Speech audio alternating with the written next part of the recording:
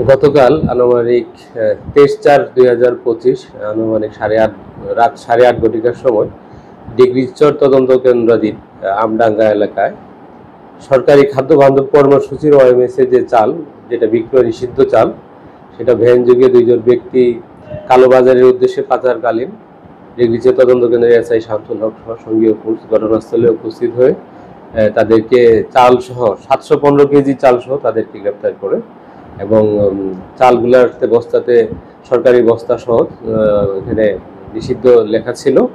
আমরা তাদেরকে গ্রেপ্তার করে নিয়ে আসি। জিজ্ঞাসাবাদে তারা আরও 2 জন ব্যক্তির নাম তারা প্রকাশ করে।